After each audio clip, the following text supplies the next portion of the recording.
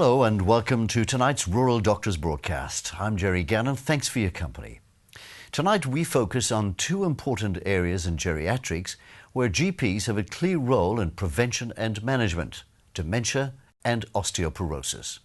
We'll talk to geriatrician Professor Leon Flicker, Director of the Western Australian Centre for Health Ageing, about dementia, and we'll also get some advice from clinical neuropsychologist Mandy Vidovich about identifying dementia and supporting patients and their families through a diagnosis.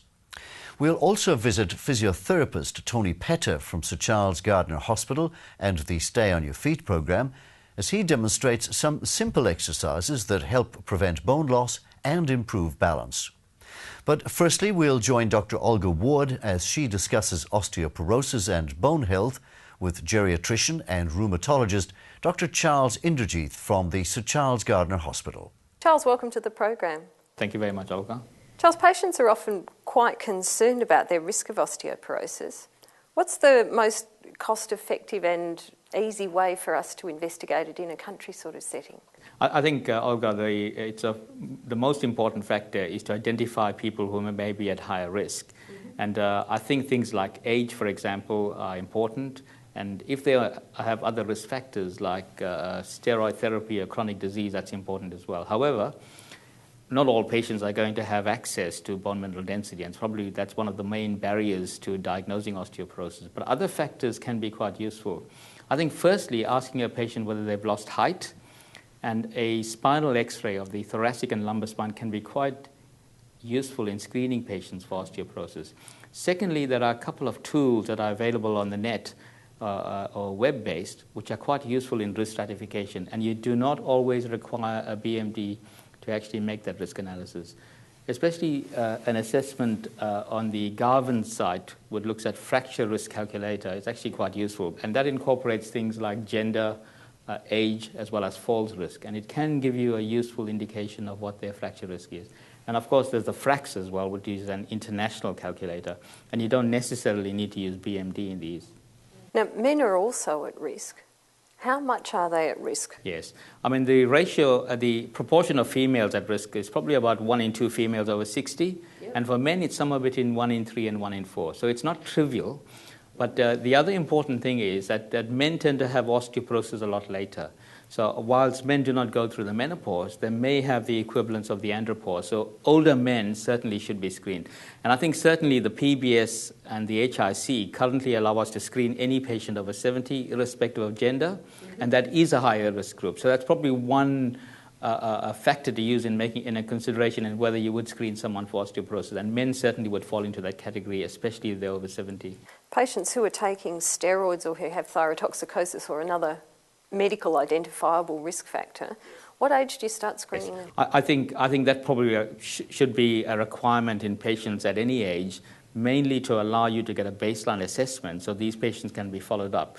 Because it's not about whether you can prescribe a medication, but rather what other factors can you address to reduce their risk of osteoporosis later. So it's as much about prevention as it is about treatment. So that group of patients, your baseline assessment may help you to actually emphasize to the patient the need for them to change their lifestyle, optimize their calcium, optimize their vitamin D, and to emphasize the importance of weight-bearing exercises, which can be preventative and help them build bones in some settings. A lot of the times when we get a bone mineral density reading back, it will suggest that we do a number of things, including lifestyle interventions, but they've also often suggested a fasting metabolic bone study. Yes. When would one do that? And is that like a primary screening tool? The bone turnover markers are not a primary screening tool, but certainly there are a number of secondary causes that you want to identify. I mean, it is important probably to get an estimate of their calcium, an estimate of their vitamin D,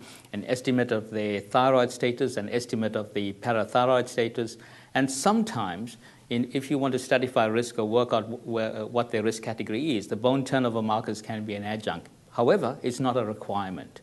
I would consider it a useful adjunct in some settings, and you would usually utilize it in the diagnostic process and risk stratification, and I think in some settings to identify whether patients are taking their treatment and whether the treatment is effective. It is not a rule, but rather some indications for using bone turnover markers as a group. When you're talking about calcium, which you've mentioned, and you're trying to talk to patients, how much calcium is enough? And, what's a dietary equivalent of 1,000 milligrams, for example? I think, Olga, for patients, it's very important to simplify it. And I think you've identified an important problem. We have a lot of difficulty working out exactly what's required. I have a very simplistic approach to it. And these are well established in terms of nutritional advice to patients. We estimate a serve of about 300 milligrams of calcium to be a glass of milk, a small tub of yogurt, or a slice of cheese. And I tend to estimate intake based on asking the patient, how many serves of each or a combination of these do you have per day? And if it's suboptimal, I'll encourage them to increase their intake. And if they cannot, I will supplement it with calcium tablets to supplement this as well. Now, a lot of my patients say to me, I drink a lot of milk, meaning I have milk in my tea and on my cereal, and I like cheese, except I'm not allowed to eat that because of the cholesterol. And then they say, but I eat heaps of green veggies. Is there any value in green veggies from a calcium point of view? Unfortunately, green vegetables are not noted for being rich in calcium, unfortunately. It's mainly the dairy products and some of the nuts and other products, unfortunately. So it is almost impossible to attain an adequate intake of calcium from simply having vegetable meals. So I think this needs to be emphasized to patients. And probably the same rules apply to meat as well. It gives you other nutrients that are important in osteoporosis, but certainly doesn't give you enough calcium. So if you're counting calcium, 3 serves of dairy? As a general rule, 3 to 4 serves of dairy, because you need about 1,200 to 1,500 milligrams a day. And if you assume that each serve is about 300 milligrams, you need about 3 or 4 serves a day. I think 3 is probably adequate because you'll get incidental intake of calcium from all the other nutritional products that you actually have on a day-to-day basis. Now, you said that calcium obviously isn't the whole answer. What are the other nutrients that are important in osteoporosis? We've already mentioned vitamin D, and vitamin D is not purely a nutrient, it's also a hormone because it has effects on bone, effects on muscle, but vitamin D is important and fundamental. And in patients who do not have an adequate supply of vitamin D through sunlight, nutritional intake through fatty fish and other products are actually quite important in enhancing their vitamin D intake. But in addition, other lifestyle measures are very important in terms of stopping smoking, minimizing alcohol, reducing the amount of coffee intake, and of course emphasizing weight-bearing exercises. But on the nutritional side, I think protein-calorie nutrition is as important in terms of maintaining muscle bulk and maintaining bone homeostasis as well.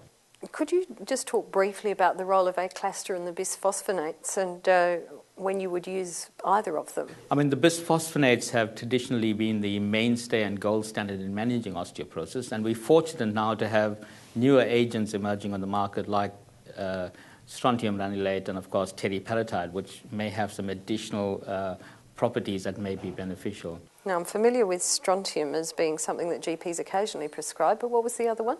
Teriparatide, or PTH. It's a PTH derivative, parathyroid hormone derivative, which is probably the only pure anabolic agent that we have. And that's mainly reserved for patients who have recurrent fractures with very low BMDs, less than a T-score of minus 3.0, and have fractured despite being on a bisphosphonate for more than 12 months. That would be something that's a specialist practice item, I presume? In the first instance, yes. Until we are more familiar with its use, and I think because of the strict criteria governing it, it would probably be mainly a specialist practice-based prescription and treatment. The bisphosphonates and the other are widely available for a wide range of indications. I think what is most useful is that we now have bisphosphonates that can be given daily, they can be given weekly, they can be given monthly in oral doses. And now we have, in addition, an intravenous preparation that can be given once a year. The choice of each of these medications is based on patient and clinician preference and access, I guess, to being able to deliver annual intravenous doses versus the patient taking their regular medications on a monthly or weekly basis. I know the annual intravenous dose is very popular with my patients because we just hook it up on the picture hook in the treatment room and run it. They still, of course, need calcium and vitamin D and those other nutrients as an ongoing thing, don't they? Yes, I think all of the anti-osteoporosis agents have been demonstrated to work specifically in the setting where calcium and vitamin D replacement has been offered to patients. So hence we have to assume that these drugs are not necessarily going to work as well without adequate optimization of calcium and vitamin D. When would you choose strontium? Strontium granulate is an agent that is an alternative to the bisphosphonates, and it can be used in any setting. For postmenopause, it is only available for females currently because most of the trials have only been done in females. It is generally for postmenopausal females and across any of the age spectrum. It's also available for females over the age of 70 with BMD abnormalities without necessarily having a fracture. Now, a lot of my patients are quite weather-beaten and have obviously been in the sun a lot, and I'm enormously surprised to find that they're vitamin D deficient. Yes. And, you do their levels and they're quite low, and then you replace them like fury and they come up to normal, and I'm never quite sure whether they're going to stay normal. What's happening there? Obviously, sunlight isn't the whole thing. Yes. I think sunlight is the predominant source through UV light in terms of the production of 7-dehydrocholesterol, which is a substrate that's converted in the liver to 25-hydroxyvitamin D. But therein lies the problem insofar as it's not simply about the manufacture of 7-dehydrocholesterol in the skin. It's the rate at which the liver actually converts this into a more usable vitamin D, which is 25-hydroxy. So if your production rates are lower for whatever reason, you may not achieve adequate levels. In addition, vitamin D is metabolized like any other hormone. And in the same way, other drugs and other nutrients can have an effect on the rate of metabolism of vitamin D. We normally expect that once you've attained an optimal level of vitamin D, your storage levels of vitamin D can be achieved for up to about 3 to 6 months. However, that doesn't appear to be the case, and it may be related to other medications, other treatments, and other nutrients that may be, to some extent, reducing production and or accelerating the breakdown of vitamin D. So are there any patients that we should particularly look out for vitamin D deficiency in, apart from the obvious covered from head to toe types? Based on previous studies that we've done, as well as studies done by other researchers, patients who are older, frailer, less mobile, tend to go out into the sun less often, and patients with comorbid medical problems, other chronic medical conditions, appear to be at higher risk. And I think that would be the predominant group you want to screen. However, I think vitamin D is quite safe. I think if in doubt, it is not unreasonable to give them vitamin D supplementation, especially of the precursor form, because I think in this setting, toxicity doesn't appear to be a major problem. So is it something that you would look out for in malabsorption syndromes, or are you thinking more about chronic disease like diabetes and ischemic heart disease? The deficiency has been described across the board in chronic diseases, but the cause and effect is difficult to identify because older patients who are frailer or have comorbid illnesses are less likely to be mobile and access sunlight outdoors. So I think part of the reason may be reduced sunlight exposure. Now, diet is a very poor source of vitamin D unless you emphasize cold water fish, for example, trout and salmon. And as you know, Olga, these are quite expensive, especially in the inland. for the groups of patients that we're actually discussing today. And hence, they're unable to make it up in terms of nutritional intake. But you are correct in that there is a proportion of patients who have an adequate intake or who may even take supplements that do not achieve an adequate intake of vitamin D due to problems with malabsorption. And I think we need to be creative in this setting and try and access alternative modalities of delivery. And in some settings, you can actually access parenteral vitamin D for patients with malabsorption. For the average general practice patient, how much would you supplement? In terms of osteoporosis risk reduction, most of the studies have suggested that supplementation of 1,000 international units a day is probably adequate, and that's available in a number of formats in Australia. But you were talking about patients who were enzyme deficient in their liver and weren't making that up. Would you need to then load them with extra? Yes, and to go on to that is I believe that vitamin D is not simply about bone health but also muscle health, and most studies would suggest that for bone health and for other parameters that are affected by vitamin D, for example, mobility and activity, levels over 75 may be more optimal. So I think screening patients pre and potentially after treatment to ensure these levels are over 75 is quite important. And in a significant proportion of patients, you may well need to give them higher doses of loading doses to achieve that. And it is not infrequent that some patients require more than 1,000 international units a day to maintain them at levels more than 75. So hence, while you don't advocate screening very frequently, but it should be done in settings where you suspect that there may be lower levels of vitamin D or suboptimal vitamin D. And it sounds like we can stack them quite considerably without any toxic effect. Vitamin D is a very safe agent, mainly because it's a fat-soluble vitamin and it's actually stored in the liver. And the vitamin D supplements that we offer patients are generally the precursor vitamin D or 25-hydroxy-D. It doesn't appear to have a significant an impact on increasing calcium and other toxicity as calcitriol, for example, which is the active metabolite. The body is quite intelligent in deciding if and when to convert 25-hydroxy vitamin D, the storage component, into the active component for bones and enzymatic processes, which is 125-dihydroxy vitamin D. And the parathyroid gland and other metabolic processes actually give the kidney instructions on how much of that to convert from 25 to 125. Finally, Charles, when you're talking to your patients who are elderly and often quite frail and arthritic, and you're trying to tell them about weight-bearing exercise, what can you suggest for them? Olga, that's an important question, and I see exercise as two components to exercise. The first being exercises that can actually help build and maintain bone. Those are your weight-bearing, moderate to higher impact exercises. And of course, there are exercises that are mainly to improve your balance and improve your strength and reduce the risk of falling. Because as you know, fracture is not simply about bone density, but also falls risk. Hence, I tend to encourage all my patients to participate in balance and exercises that will improve their mobility and muscle strength. And that can include exercises like swimming and cycling and simple walking, which are quite good for your balance, but not necessarily as good for your bones. But it does stop you from falling over. On the other hand, weight-bearing and resistance training are actually very, very important exercises in terms of improving and maintaining bone strength. And this involves, for example, lifting small to moderate weights at least. It involves resistant bands and resistant exercises, and moderate impact sporting activities, which include things like jogging as well as court sports. Now, obviously, this will not suit all patients because the category of patients we're dealing with will often have osteoarthritis or other arthritic problems or problems with their breathing or cardiovascular disease. And we have to tailor exercises to a particular patient's need. I mean, my rule of thumb is to encourage them to do exercise, any exercise that they can cope with. And there are a number of exercises that can be performed that are very low impact that will certainly improve their balance and their strength and hopefully have a flow-on effect in trying to improve their bone density as well.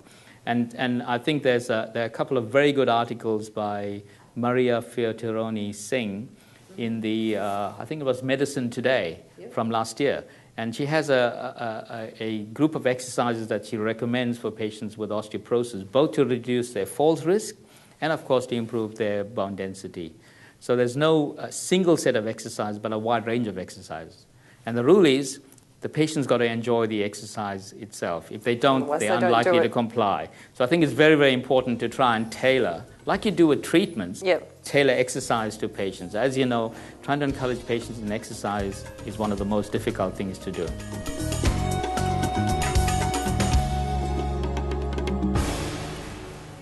Thanks to Dr. Charles Inderjeeth for his thoughts and advice. Now, we know that not all of you or your patients will have easy access to appropriate exercise programs.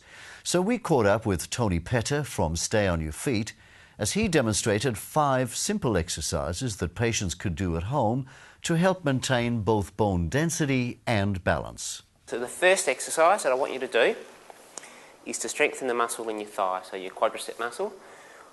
We'll show you one on this leg here which doesn't have the weight on. What I want you to do is to straighten your knee, hold it, and then lower it. Now the timing of this exercise is you need about 6 seconds. So if we go up, we're going 1, 2, 3, a momentary hold, 1, 2, 3, down. And you wait 2 to 3 seconds before you do it again. Okay, so I'll just get you to do that now.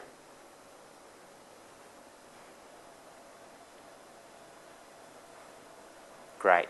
Okay, and that'll be exercising the muscle in your thigh. That's an important muscle for getting in and out of chairs, keeping you stable when you're walking. All right? So we'll get you to try it on the side with the weight on now.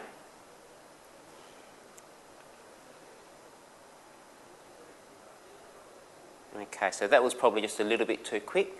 I need you to go a little bit slower, so maybe just counting out loud. Okay. So taking about 3 seconds on the way up, pausing for a second, and then 3 seconds on the way down. Okay? 1, 2, 3. 1, 2, 3. Good. Okay, Deb, the next exercise is for the muscle in your buttock. Okay? This muscle here attaches to your hip, so that long bone coming down here, it attaches right at your hip. What that muscle does is it actually pulls your leg out to the side. Okay? So that's a really important muscle for walking. So we're going to strengthen that. We've got your weight on. Now, when you're at home, I want you to hold on to like the kitchen bench or a really sturdy chair. Okay? So with your hands on the bench or the chair, what you've got at home, I want you to put your right leg slightly backwards compared to your left. Okay, that's it. So just a couple of inches from the front, standing up nice and tall. Now, when you're doing this, you need to keep your big toe pointing forwards and you swing your leg slowly out to the side. When you feel you can't go anymore, hold it momentarily and then bring it back in slowly. And just as we mentioned before, it's the same kind of count. It's about 3 seconds out, a momentary hold, and 3 seconds back in. All right, so I'll just get you to repeat. I'm just going to have a look at your posture as you're doing that.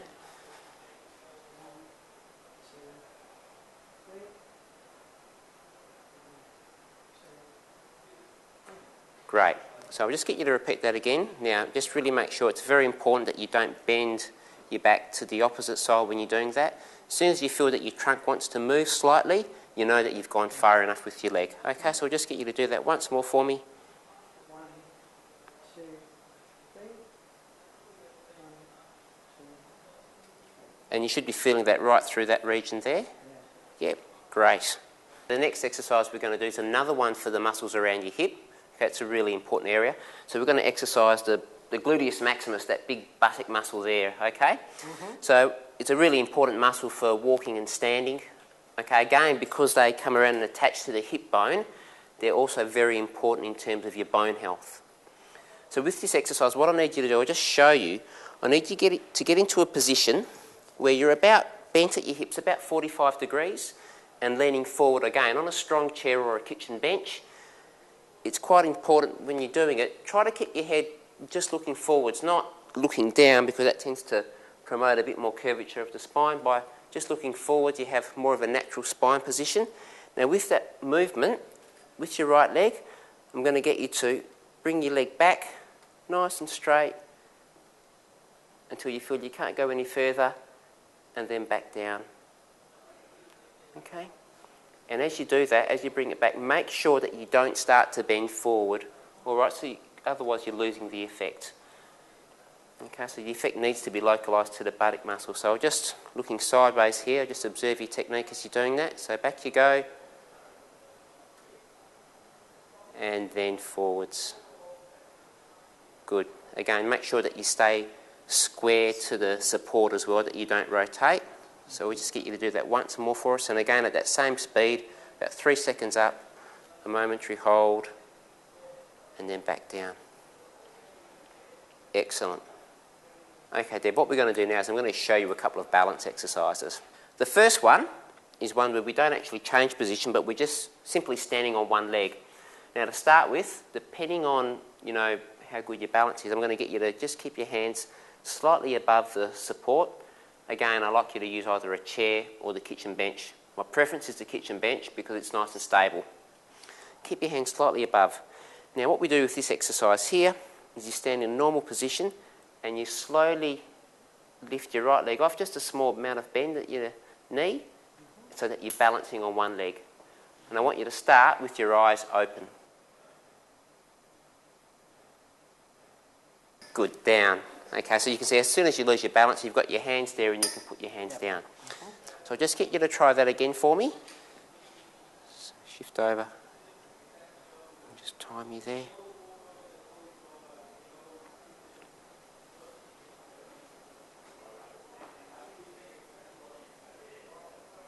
And stop. Good. That was about 10 seconds anyway before you're about to lose your balance. That was great. Now, to make that a bit harder, because what you always need to do is you always need to challenge your balance. So when it becomes too easy, the way you can make that harder is by A, don't balance for 10 seconds, but try 15, then 20 seconds, so make the time longer. Secondly, what we can do is we can get you to close your eyes. So that will obviously make it a lot more difficult. So what we'll do, just for the purposes of demonstration, we'll get you to try that this time with your eyes closed. Just get your balance first with your eyes open on the right leg. Now try closing your eyes and just see how much harder that is. Good. Okay, excellent. So you can see that as soon as you take your eyes away, the balance exercise becomes more harder.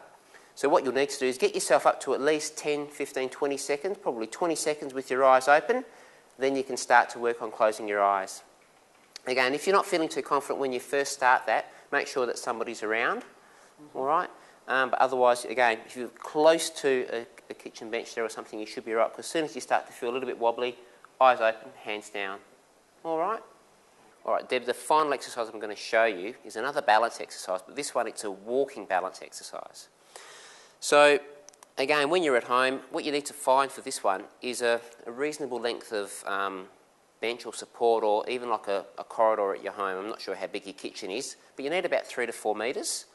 Okay, so with this exercise here, is what we're doing is we're walking with a really narrow base. So we're almost replicating walking on a tightrope, but we're actually doing it on the ground. So we're walking heel to toe. So I'll just give you a bit of a demonstration. So again, normally I'd be close to a support for this. So we'll start with the right leg. So the right foot needs to come. You need to get your heel reasonably close, or as close to as possible, to your big toe of the opposite foot. And then you bring the other one forward and again to the toe. So it's heel-toe walking, and you're trying to keep your balance there. I'm happy for you to look at your feet to start with, and again to keep your hand either on the support or just above the support. Okay, but the aim is obviously to be able to keep your vision directed up, which will make it much more difficult. But that's, certainly until you get that awareness, I'm happy for you to look at the ground, but the aim is to quickly get your focus to the horizon. Okay? So what I get you to do is just put your left hand just above the bench there to start with. All right, and we'll get you to put your right foot forward first. That's it. And your left. Great. Keep going.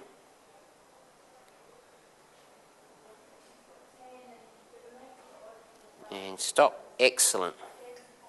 Okay, so what you can also do at home if you need to, if you're sort of like having difficulty keeping on track, I mean, you're pretty good there, but you can not like put a thick line of masking tape along the ground, along the area that you want to walk, and your aim should always be to stick to that masking tape. Okay? All right? That was good. So yeah, start off looking at your feet till you get your bearings, and then try to keep your distance or your vision focused in the distance there. Okay? And said if you don't have if your kitchen bench isn't long enough, use a hallway where you can keep your hand balanced on the wall there.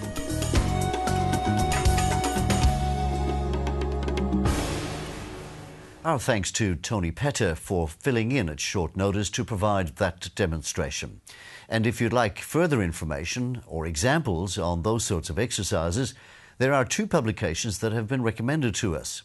Medicine Today magazine has a publication on exercise with excellent examples, including photographs and descriptions. To access it, you may need to subscribe to their CPD program at www.medicinetoday.com.au, but it is highly recommended. Much of the information in the Medicine Today magazine has also been republished by Osteoporosis Australia in a very good resource for GPs and allied health professionals, appropriately called Exercise and Fracture Prevention, a Guide for GPs and Health Professionals. This booklet is available for download from the Osteoporosis Australia website at www.osteoporosis.org.au. Now, Professor Leon Flicker is the Director of the Western Australian Centre for Health Ageing, and Dr. Olga Ward caught up with him to discuss dementia and memory loss. Leon, welcome to the program. Oh, thank you, Olga. Leon, often it's a patient or sometimes a family member who will come in and mention to the GP that their memory's going. What do you actually do from there? Probably the most important thing is at some stage the general practitioner needs to administer a cognitive test. Mm-hmm. So firstly, most people start particularly when they're brought in by the family members, to try and work out exactly what the problem is that the family have noticed. And it's not unusual that older people will have decreasing memory as they age, but if there are definite problems associated with the memory, that does really heighten your concern. And at some stage, the general practitioner or whoever's seeing that person really needs to have a look at some sort of objective memory test or of some description. And when you say an objective memory test, are you talking about the mini-mental state? The mini-mental state's a great test to use, and there's lots of others. The GP COG, the abbreviated mental test score. There's lots of them around. They're all about as good as each other. So when you've got, unfortunately, patients who are Aboriginal or illiterate or come from overseas, some of those questions aren't all that relevant. Do you substitute things in the mini-mental state? Well, the mini-mental state's been quite good because it's actually been validated in a host of different languages. So it's good in Mandarin, good in Italian, good in Greek. For people who are from quite a different cultural background and who education has often been non-existent. So a lot of the people who emigrated here immediately after the war, their nations were in turmoil during their schooling, so that they may have only been educated to year 12 or less. And for those people, it's probably better to use the RUDAS, which is an Australian instrument, the Roland Universal Dementia Screen. Quite easy to administer, very similar scoring to the mini-mental state out of 30. And we could find that probably on the internet. Yep, and it's on the internet and it's free.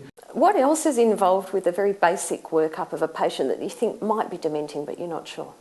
It's often very difficult. So the crucial thing for the diagnosis of the syndrome of dementia is actually show that there has been a decline in social or occupational functioning. And for people who are retired, that's usually social functioning, and that's the bits that are hardest. So what you're trying to get usually from family members or neighbours or friends is the idea that there's been something that they previously were able to do but no longer able to do, and it involves their brain and not physical functioning. So the sort of things that are often early on are things like managing your finances. For other people, it might be driving, because they're quite complicated things.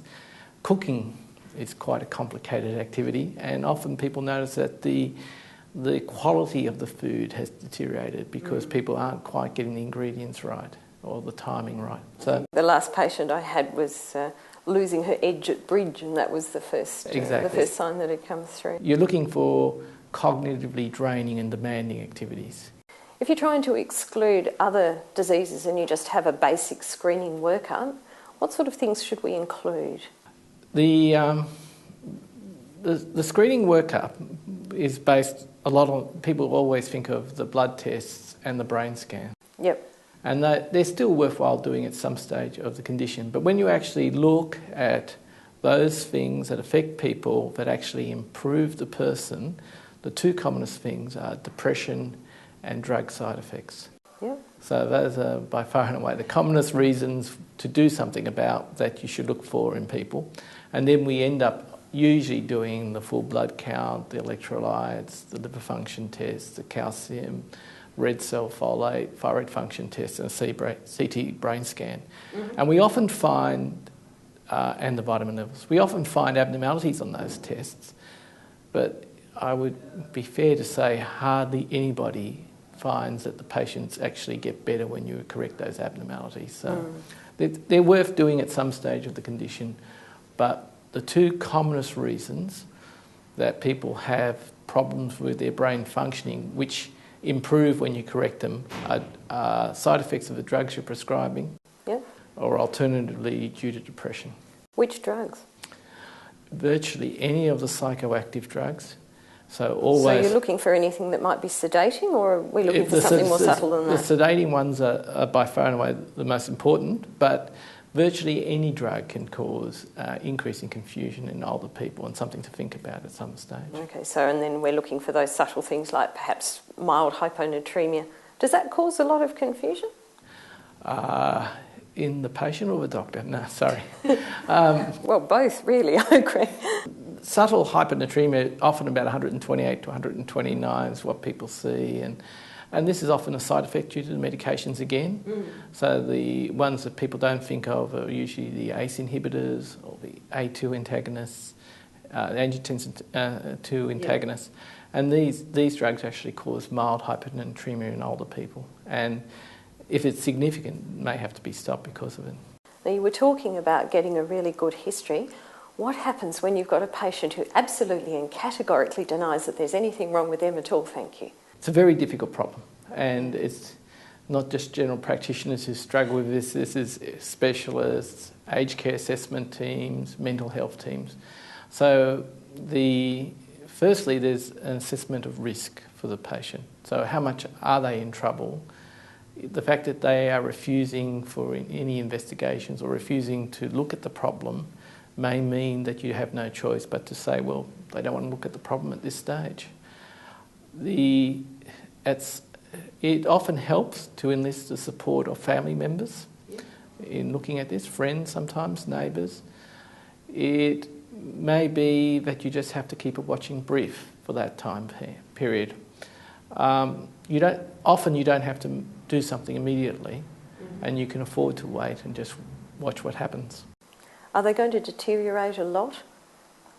Like if you don't get in and intervene, have you lost the window of opportunity?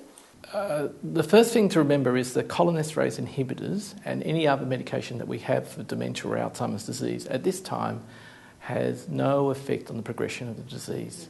There is a myth going around that somehow these medications alter the progression of the disease. That is a myth. There is no evidence that that is a fact.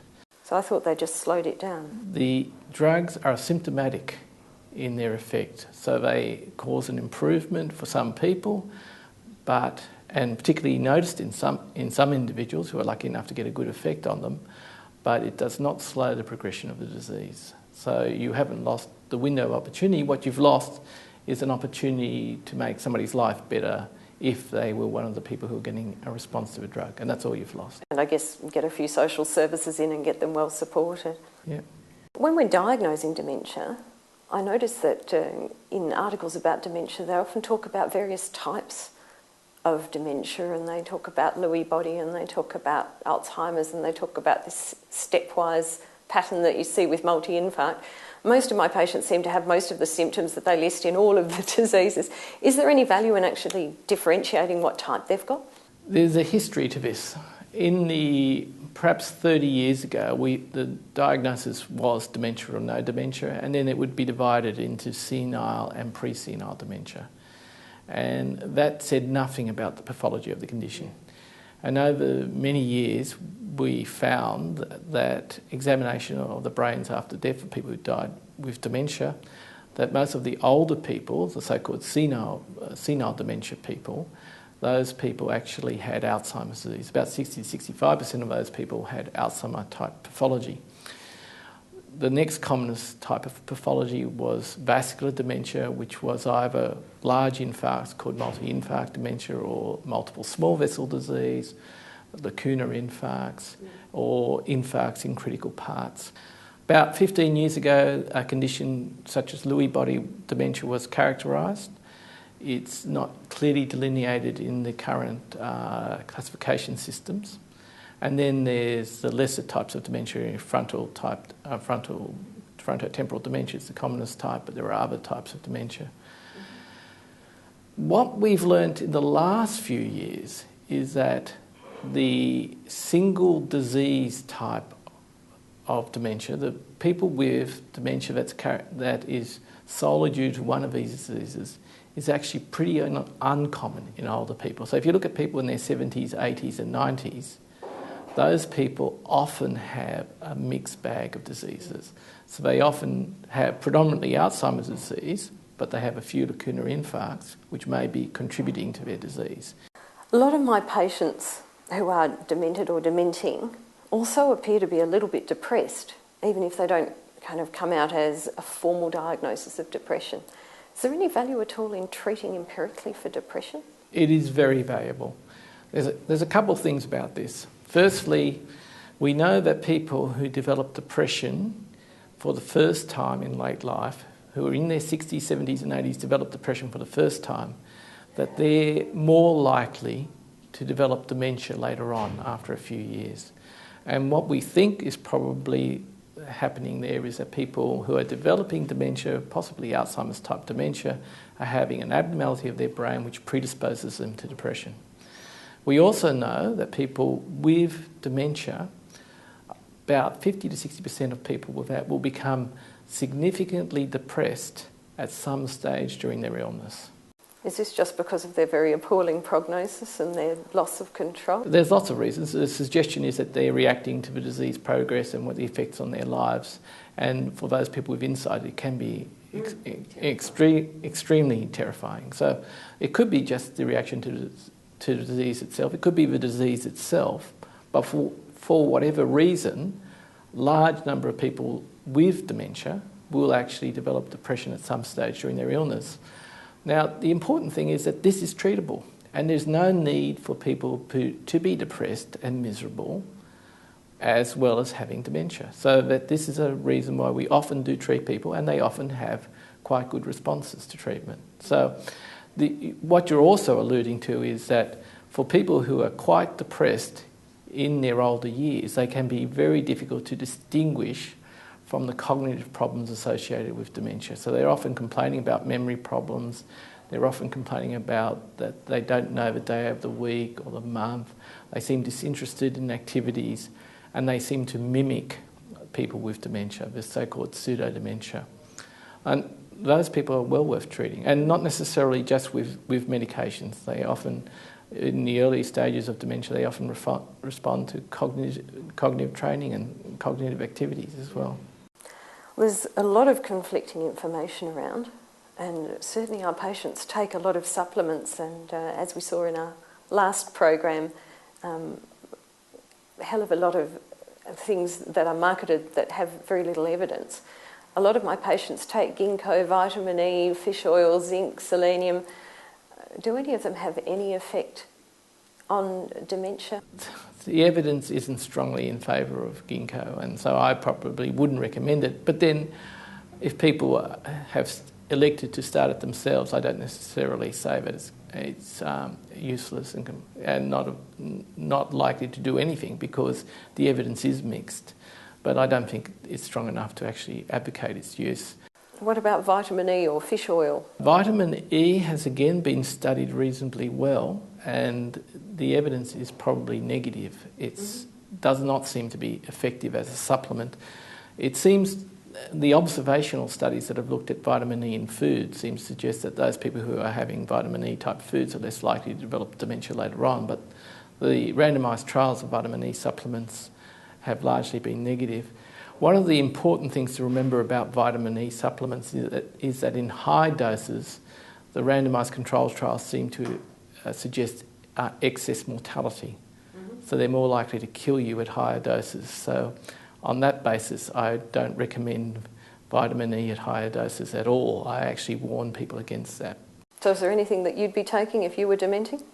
If I was developing dementia, I have some very simple guidelines I have for people, and that is that firstly they should stay physically active, because there's quite a bit of evidence that physical activity decreases your risk of cognitive decline in all older people, and probably in people with dementia, although that's not proven yet, and we're currently looking at that in a study.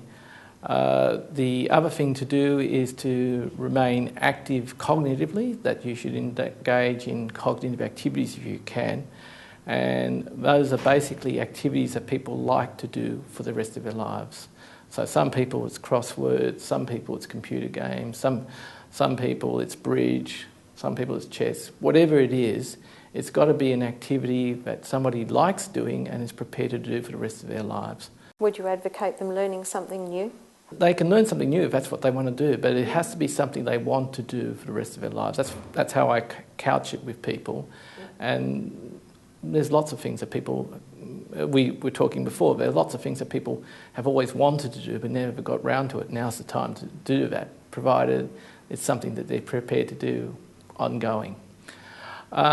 The other things that I would recommend, people should definitely stop smoking if they're a smoker, because we know that smoking increases the risk for people of developing dementia, as well as all the other terrible things that smoking is associated with. And then perhaps the only other things would be to keep a regular diet, fairly simple diet, which is recommended for everything else, which is a wide variety of foods, not too much saturated fat, not too much salt. Lots of fruit and veg. 5 vegetables, 2 fruits, if you can manage that a day. So it's fairly simple lifestyle guidance is as good as anything. And I see that there are now memory clinics in some of the larger hospitals. What sort of services does a memory clinic provide? The memory clinics were originally designed to help general practitioners and other specialists who were worried about somebody having dementia but weren't certain, and they wished for it to be evaluated. And so people come to the memory clinics with their families and have usually a comprehensive assessment to see whether, firstly, there is a cognitive problem that the family have noticed and exactly what way, and also cognitive testing to see whether they do have a problem which is worse than you'd expect for the minor age-associated cognitive changes. Leon, elderly patients do often pose diagnostic challenges. Are there any particular traps with elderly patients that you find that general practitioners and general physicians fall into? And geriatricians? And geriatricians, no doubt. The hardest patients to diagnose and manage with dementia are the ones that often have special sensory impairments. So they're quite deaf, their vision is extremely limited, they're physically disabled, they have very narrow interests and activities, and you're desperately trying to work out whether they have dementia or not. And it's difficult to communicate. They have no idea what's been on the news or what events have happened, because their sensory deprivation stops them from ever understanding that. And then the question is, well, what's the diagnosis in this person? And often you just have to say, well, it's very difficult to work out. That they are,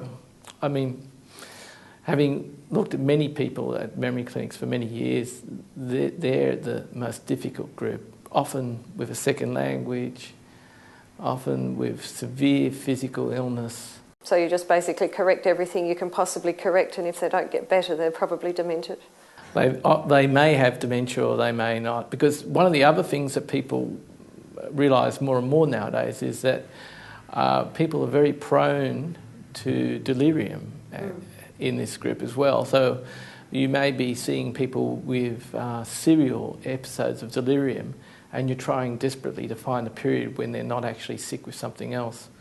We've also found here that people with who have severe heart failure, for example, their brains aren't working as well as other people. So again, virtually any physical illness will mean that their brains won't be working as well as normally, and whether they do have an underlying dementia or not can be really, really difficult to work out. And finally, Leon, there's recently been a very large conference on geriatrics in Western Australia. Were there any new insights or advances coming out of that conference? The theme was musculoskeletal, so a little bit away from what we've been talking to until now. But one of the really exciting things I thought about the conference was listening to Professor Paul Dieppe talk about the management of osteoarthritis. And one of the things that he highlighted was the minimal state of our knowledge in this regard, and what a relatively good prognosis people with osteoarthritis have, and that it is a self-limiting condition which often has exacerbations, and as doctors and health professionals, if we can get people over those exacerbations, the progression may not be very apparent at all, and people may have many, many years of excellent function, even with terrible X-ray changes. So I think that was one of the things that was highlighted to me, but probably many other people were already aware of this. Well, we'll keep all our patients physically active. Luckily easy to do in the country, because they all still want to run up and down to the back paddock. That's probably as useful as anything else.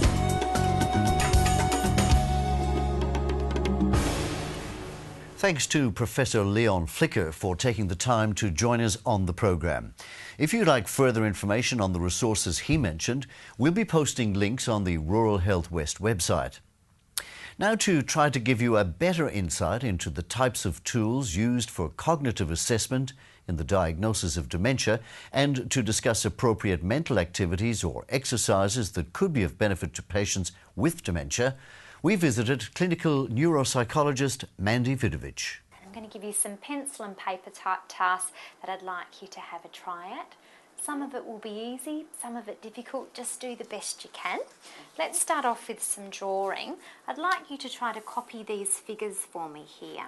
Now, it's a little bit hard without your glasses. See how you go. My role as a neuropsychologist is to assess individuals to look to see whether there's any impact on their thinking from a neurological condition that they might have, whether it be dementia, perhaps they've had a stroke. Also too, older adults can suffer from depression, and so my role is to look to see whether those neurological conditions or psychological conditions have impacted on their ability to carry out their normal day-to-day tasks and impacted on things like memory, language, the speed with which they can do tasks, and their general ability to function in their normal daily routine. But I don't quite know how it goes. Can I miss that? Yeah, have a try at the next one there. Usually when people are referred to me, the most common complaint, I suppose, of family members is that the individual is being repetitive. It may be that they've gone around to mum's house and it's not as tidy as it normally is. Perhaps she's a bit confused. She's not, dressing or showering, as nicely as she used to. So generally there's been some concern from an outside family member. Go along to the GP, and sometimes the GP themselves will also notice that the patient that has come to see them for the day is having trouble, recalling things that they should really know about. Generally, memory, though, is the main concern that tends to be the factor that prompts a referral. And on this piece of paper, I'd like you to draw a clock face for me and place all of the numbers on it. So a large circle with all the numbers. When individuals come to see me, we start off with an interview, which takes around about half an hour, and during that interview I'll collect information about their educational and occupational background to give me an idea of what their pre-morbid level of functioning was, what their benchmark was before. Collect information about their medical history, what medications they're taking, as well as asking the individual what concerns they actually have about their thinking to see whether they have insight into some of the problems and concerns that have been raised, as well as touching on any psychological issues that the person might be experiencing and checking for things like depression and anxiety. Once we've talked for about half an hour, we then move into doing some pencil and paper type tasks. And the tasks are set out to look at different aspects of cognition. In that sense, it helps me to map out where there are weaknesses in the person's profile as well as their strengths, but certainly the weaknesses in terms of mapping on is that characteristic of, say, Alzheimer's disease.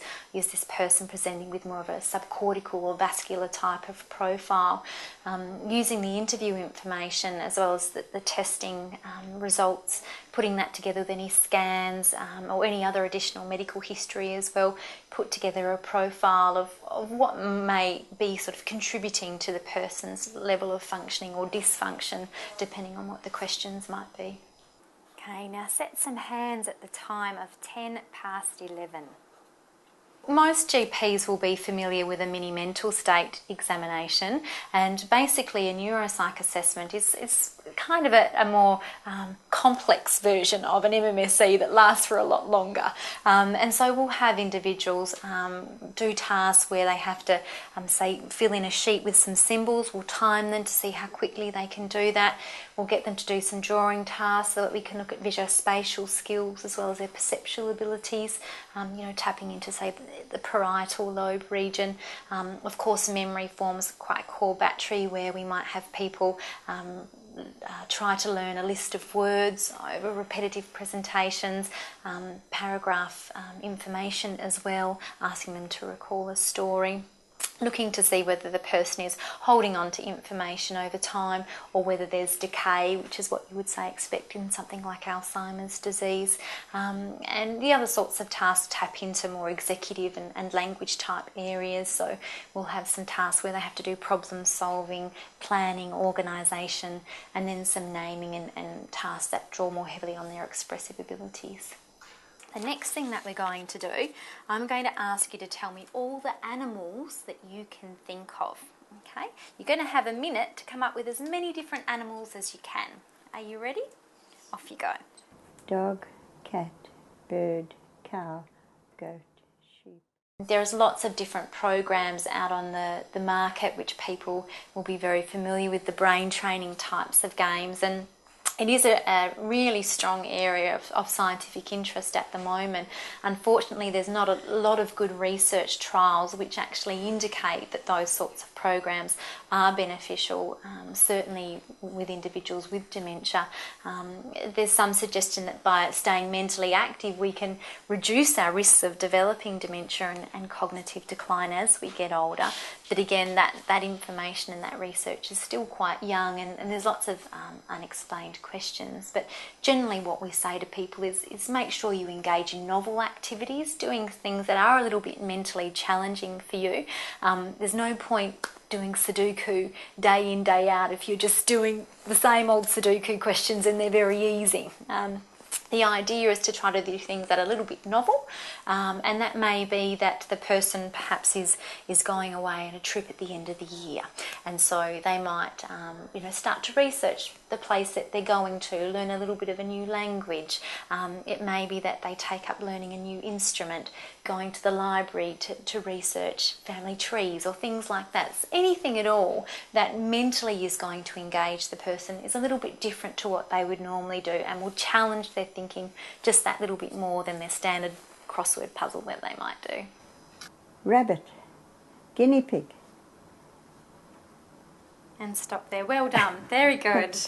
Okay, now I'm going to say some numbers to you, and I'd just like you to repeat back what I say. So wait for me to stop, and then you say the numbers in the same order that I do. 8, 2, 5. 8, 2, 5. That's the way. 9, 6, 4. 9, 6, 4. One of the things that GPs can do is to try to provide the individual as well as a family member with as much information about the disease process as they can, and putting them in touch with Alzheimer's Australia, which have an abundance of information available to them. Letting the family know as well that there are supports for them available, perhaps not necessarily in terms of support groups in their community, but that they can come to the GP if there's concerns about behavioural issues, rather than them escalating over time, dealing with those things as soon as possible, and encouraging the family as well as the person with dementia to remain as mentally, socially and physically active as possible as well. Physical activity plays a really important part when there's issues with agitation, and it's also a nice thing that people can do together as a family. You can go for a walk together, it's lovely. You don't necessarily have to talk, you don't need your memory for that. So there are ways for the person with dementia to keep engaged as well as doing something nice with the family member. Well done.